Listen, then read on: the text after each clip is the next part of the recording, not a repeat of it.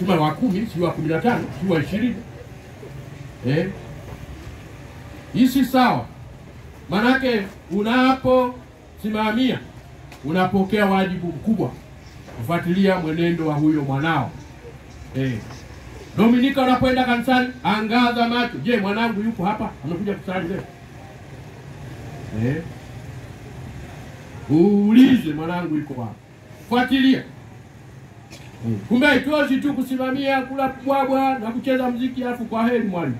Haitoshi. Baadaye tutahojiwa na Mwenyezi Mungu.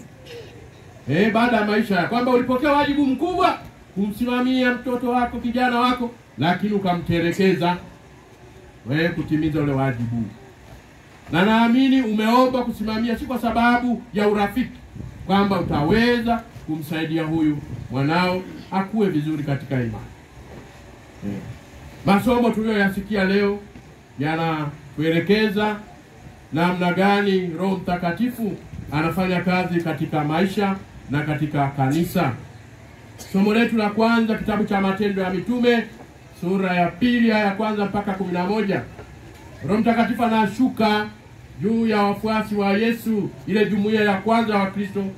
Anashuka kwa sura na ishara ya upepo mkali na ndimi za moto. Kwa ishara ya upepo, Roho Mtakatifu anavunja kila aina ya kikwazo na kipingamizi katika kuenea kwa neno la Mungu. Na hivi anasafisha njia ili wale wafuasi watoke kwenye kile chumba wakapeleke habari njema za ushindi wa Yesu dhidi ya mauti na dhambi kwa watu wote. Na kwa ishara ya ndimi za moto, Roho Mtakatifu aliwafungua vinywa mitume na wafuasi wake waanze kuongea, waanze kuhubiri neno la Mungu bila woga, bila wasiwasi. Na hivyo wanajaliwa ujasiri wa kwenda kupeleka habari njema kwa watu. Kilitokea nini? Baada ya kumpokea Roho Mtakatifu, walianza kunena lugha mpya, walianza kuongea lugha nyingine.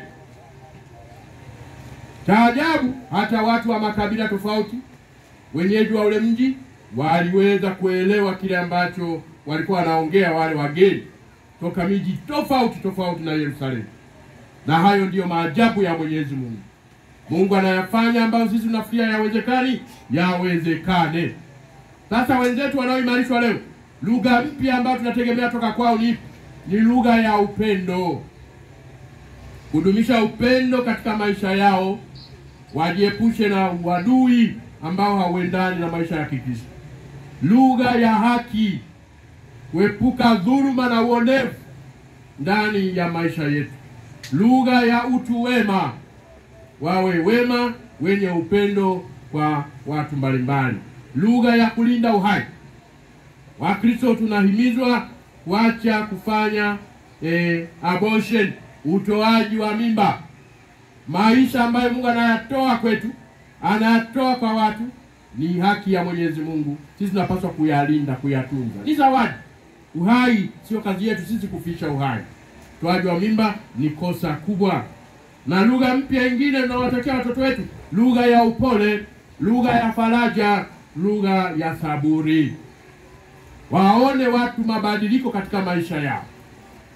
Baada ya kipaimara, ndugu zetu nyie, kama mlikuwa wavivu kwenda kanisani, basi leo mwisho uvivu, mubadilike na washangae watu kwamba tangu apate kipaimara yule kijana wetu, yule mwenzetu amekuwa Mkristo hodari.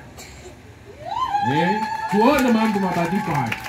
Ni watoto wa shule ambao bado mnasoma, shule zikifunga, kama ulikuwa mvivu kwenda kwenye jumuiya ndogo na wazazi, sasa marufuku baada ya kupata kipaimara. Ubadilike. Ambatana na wazazi kwenda kwenye jumuiya. Usibaki tu umeupiga usingizi unasema nafidia ule wa shule. Usingizi hauishi. Hata ukilala masaa 200 bado unakwenda. Ni uvivu huo. Mabadiliko mapya tunataka tuone. Kama shuleni uko na tabia kuwaibia wenzako kalamu, kuwaibia wenzako daftari, baada ya kipaimara marufuku, mwiko. Unapokota kitu cha wenzako mpatie. na washangae wenzako, walimu washangae jinsi tabia zenu zilivyobadilika. Ndio lugha mpya ambayo tunaitegemea. Unapokuwa nyumbani, mwasaidie wazazi kazi. Mshiriki majukumu mbalimbali. Msiendekeze uvivu. Somo letu la pili, waraka wa kwanza Mtume Paulo kwa Wakorinto, sura ya 12 aya 3 mpaka ya 7 na aya 12 mpaka 13. Tunajifunza kwamba Roho Mtakatifu tunayempokea kupitia sakramenti ya kipaimara utusaidia kutambua karama zetu na kuzitumia kwa manufaa ya wengine. Kumbe ni Roho ambaye ni wa huduma, ni Roho ambaye ni mtendaji, ni Roho wa umoja ndani ya kanisa. Tunampokea Roho Mtakatifu si kwa ajili ya kuwadharau wengine, kuonekana sisi ni wa maana zaidi. Hapana. Ni Roho anayetuunganisha katika upendo ili tuweze kudumisha mahusiano mema. Kumbe haifai kitu karama isipotumika kwa faida ya jumuiya, kwa faida ya watu wengine. Tusibanie vipaji vyetu, tuwashirikishe wengine. Kila mmoja ana jambo la kumshirikisha mwingine. Tukiyaweka pamoja mambo mazuri, tutatengeneza jumuiya nzuri. Utukufu wa Mungu unaonekana wakati mtu anapotumia karama zake vizuri kwa ajili ya watu wengine. Somo letu la Injili limetushirikisha salamu nzuri aliyopeleka Yesu kwa wale mitume waliojifungia kwenye kile chumba kwa hofu ya Wayahudi.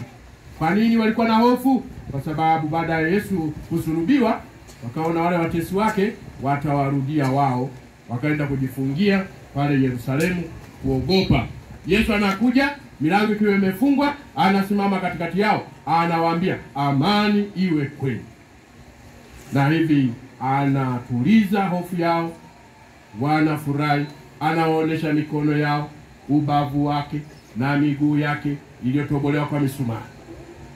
Na Yesu anarudia tena amani iwe kwenu. Kama Baba alivyonipeleka mimi, na mimi nawapeleka ninyi. Alafu nawapa zawadi ya Roho Mtakatifu. Pokeeni Roho Mtakatifu. Wote mtakao waondolea dhambi wameondolewa, na wote mtakao wafungia dhambi wamefungiwa. Vinywa vyetu vijiepushe kutamka maneno mabaya, maneno ya laana kwa watu wengine, maneno ya matusi. Upeleke maneno mazuri unapoenda kuwasalimia wenzetu, unapoenda kuwatembelea wagonjwa na kadhalika. Tupeleke neno la faraja. Tujiepushe kutamka matusi kwenye vinywa vyetu. Yesu anapeleka neno la amani, na sisi tunaalikwa kuwa wajumbe wa amani katika maisha yetu. Ndugu zangu, kipaimara hapa katolewa kwa ndugu zetu. Kristo anawajaza Roho Mtakatifu ili waweze kuungama imani yao kwa uthabiti, kupigana na adui wa roho zetu ambaye ni Ibilisi. Kumbe tunawatakia hawa ndugu zetu uthabiti katika imani. Waitetee imani ya kanisa letu Katoliki mpaka mwisho wa maisha yao.